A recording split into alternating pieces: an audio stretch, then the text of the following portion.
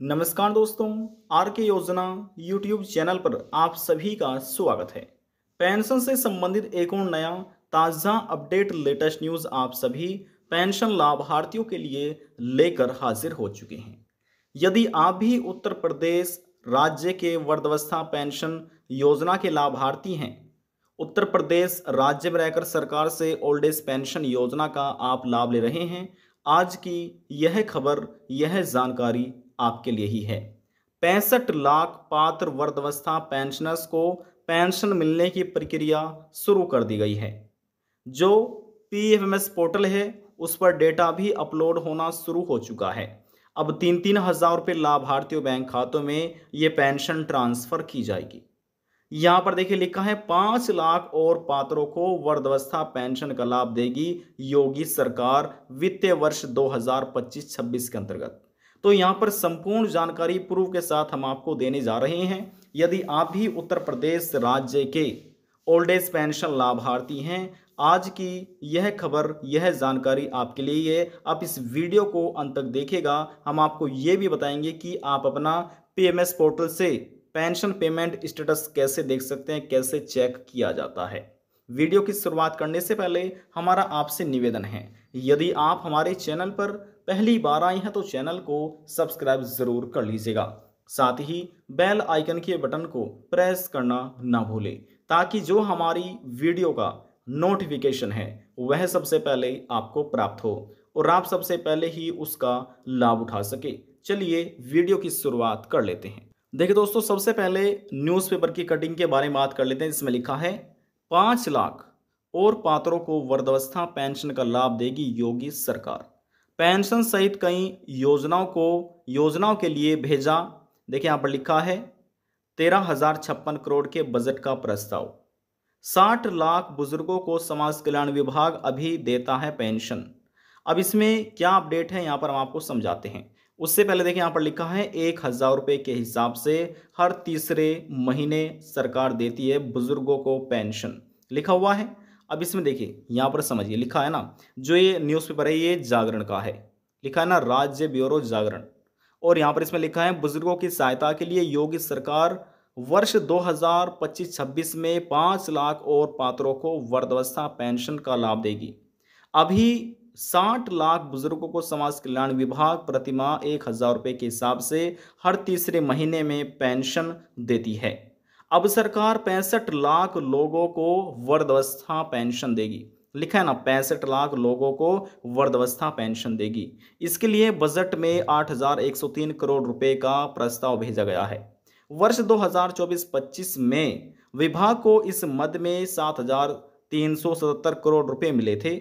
इसी तरह वृद्धावस्था पेंशन के अगले वित्तीय वर्ष यानी कि 2025-26 के अंतर्गत 726.64 करोड़ रुपए अधिक बजट की मांग की गई है। विभाग ने कल्याणकारी योजनाओं और अधिष्ठान सहित सभी मदों के लिए, देखिए यहाँ पर बताया गया है, मदों को मिलाकर कुल 13,056, यहाँ पर लिखा है 13,056 करोड़ रुपए बजट की मांग की है। यह वर्ष 2024-25 के बजट से 1,052 करोड़ रुपए अधिक है। समाज कल्याण विभाग ने अपनी विभिन्न छात्रवृत्ति योजना के लिए 1,862 करोड़ रुपए अगले वित्तीय वर्ष के लिए प्रस्तावित किए हैं।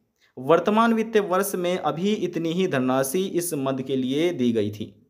पारिवारिक लाभ योजना के लिए 500 करोड़ रुपए का प्रस्ताव भेजा गया है। वर्तमान में भी इतनी ही धनराशि बजट में दी गई थी।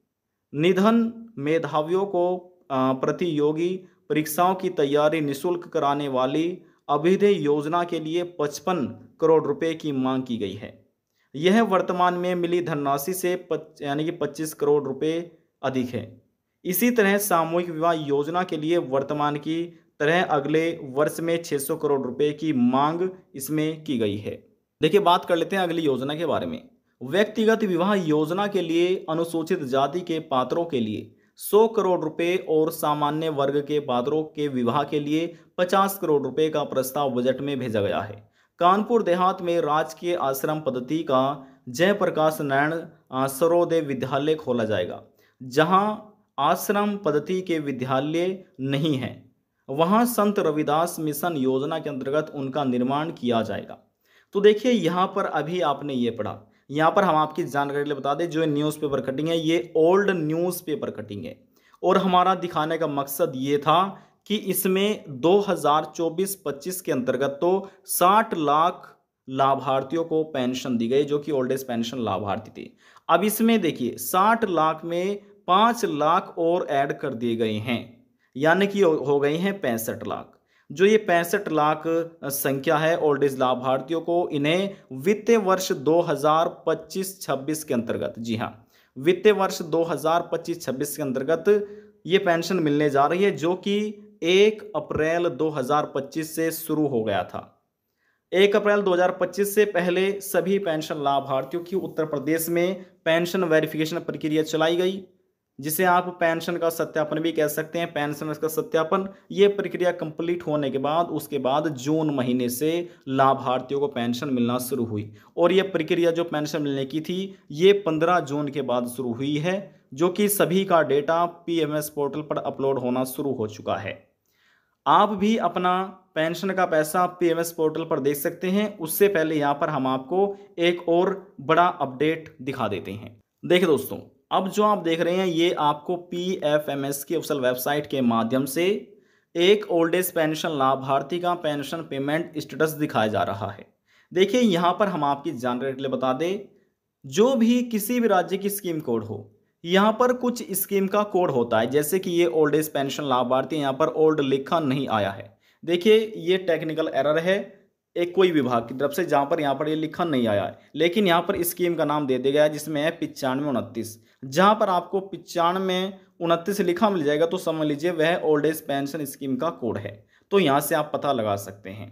अब यहाँ पर हम आपकी जानकारी के लिए बताना चाहेंगे, सबसे पहले उत्तर प्रदेश राज्य में 30 लाख से अधिक संख्या है विधवा महिला, तलाकशुदा महिलाओं की, जिनको सबसे पहले पेंशन राशि दी गई, उनके बैंक खाते में ट्रांसफर कर दी गई है। उसके बाद नंबर आया यहाँ पर सभी दिव्यांगा और कुष्ठ अवस्था पेंशन लाभार्थियों का, यानी कि जो डिसेबिलिटी पेंशन लाभार्थी का लाभ ले रहे थे, पेंशन योजना का लाभ ले रहे थे, उनकी संख्या 10 लाख से अधिक है, जिसमें कुष्ठ अवस्था पेंशन लाभार्थी भी हैं और दिव्यांग भी हैं, तो उनकी संख्या 10 लाख से अधिक है। तो जिनको सरकार ने, उत्तर प्रदेश सरकार ने पेंशन का पैसा दे दिया है, 3-3 हज़ार उनके बैंक खाते में ट्रांसफर कर दी गई हैं।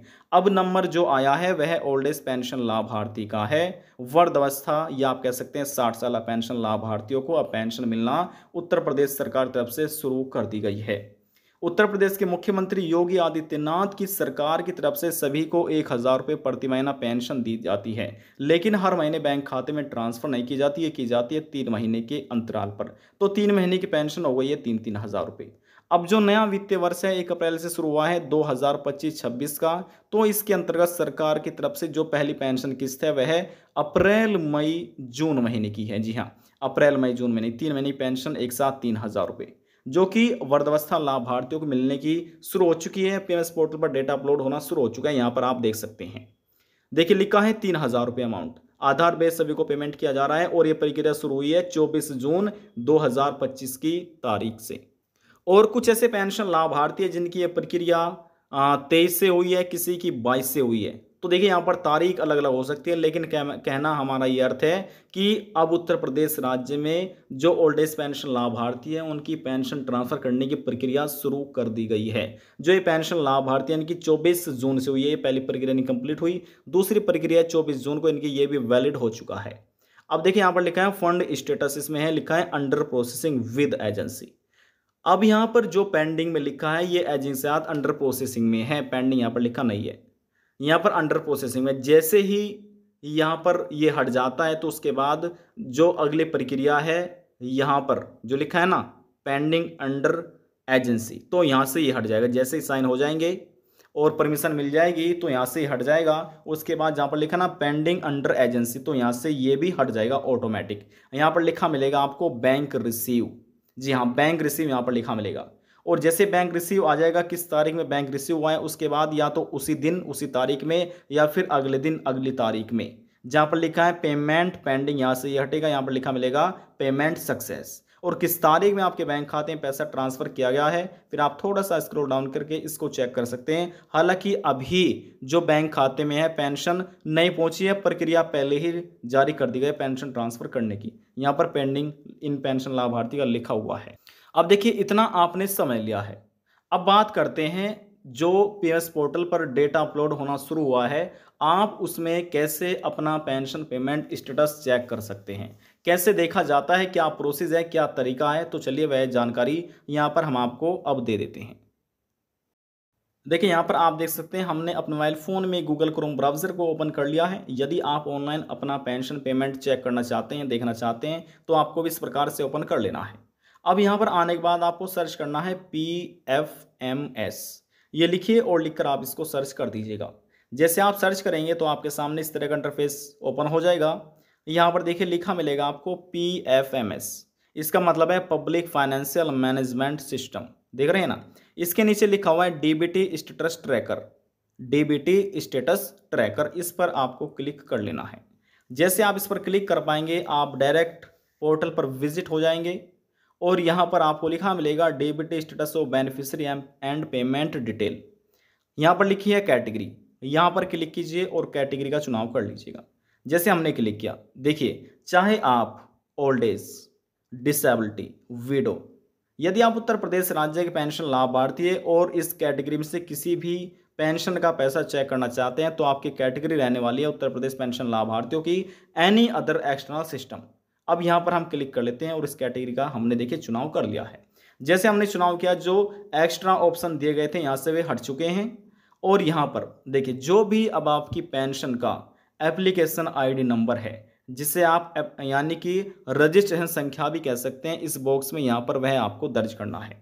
मान लीजिए आपने अपनी पेंशन का रजिस्ट्रेशन नंबर इस बॉक्स में दर्ज कर दिया, उसके बाद जो ये कैप्चा कोड दिखाया गया, जिसे आप वर्ड वेरिफिकेशन कोड भी कह सकते हैं, इस बॉक्स में आपको दर्ज करना है। देखिए कभी कभी ऐसा होता है कि ये समझ में नहीं आता है, तो यदि आपके समझ में नहीं आता तो यहाँ पर देखिए ये छोटा सा इस प्रकार से निशान दिया गया है ना यहाँ पर इस प्रकार से, तो ये रिफ्रेश का है।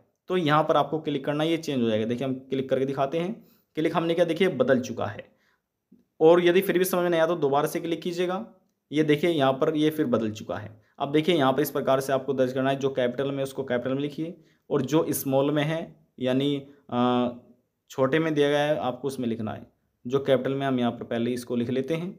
अब देखिए जो एस है वह स्मॉल में है, उसके बाद जो भी है वे कैपिटल में है, तो इस प्रकार से आपको भी लिखना है।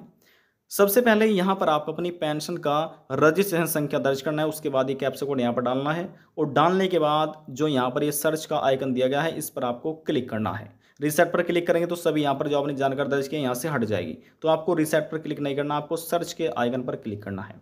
क्लिक करने के बाद प्लीज वेट प्रोसेसिंग लिखा आएगा, थोड़ा सा आपको वेट कर लेना है, कुछ सेकंड होगा। उसके बाद यहाँ पर थोड़ा सा इस प्रकार से स्क्रॉल डाउन करना है। स्क्रॉल डाउन करेंगे, यहाँ पर लिखा मिलेगा आपका पेमेंट डिटेल, ठीक है, पेमेंट या पेंशन डिटेल आपको इस प्रकार से लिखा मिलेगा। उसके बाद थोड़ा सा और स्क्रॉल डाउन कीजिए तो यहाँ पर फिर आपको पूरी डिटेल लिखी मिल जाएगी कि किस महीने की पेंशन आपको दे दी गई है, किस महीने की पेंशन आपकी पेंडिंग है, यदि रिजेक्ट हो चुकी है तो किस महीने की पेंशन रिजेक्ट हुई है, क्या कारण है रिजेक्ट होने का, ये सभी जानकारी यहाँ पर दी गई है। और देखिए जो अप्रैल मई जून महीने की पेंशन डेटा है वह इस पोर्टल पर सभी का अपलोड कर दिया गया है। तो यहाँ से आप अपना इस प्रकार से चेक कर सकते हैं कि जो आपकी अप्रैल मई जून महीने की पेंशन है तो पेंडिंग में है, कहाँ पर पेंडिंग है, किस प्रक्रिया पर है, ये यहाँ से चेक किया जाता है। आज की जानकारी में बस इतना ही। यदि आपको हमारी दी जानकारी पसंद आई तो वीडियो को ज़रूर लाइक कर दीजिएगा। आपके एक लाइक से हमें बहुत ज़्यादा मोटिवेशन मिलता है। यदि चैनल पर पहली बार आए हैं तो सब्सक्राइब कर लीजिएगा, साथ ही बेल आइकन के बटन को प्रेस करना ना भूलें। अब हम आपसे मिलते हैं नेक्स्ट वीडियो में एक नई जानकारी के साथ, तब तक के लिए जय हिंद जय भारत।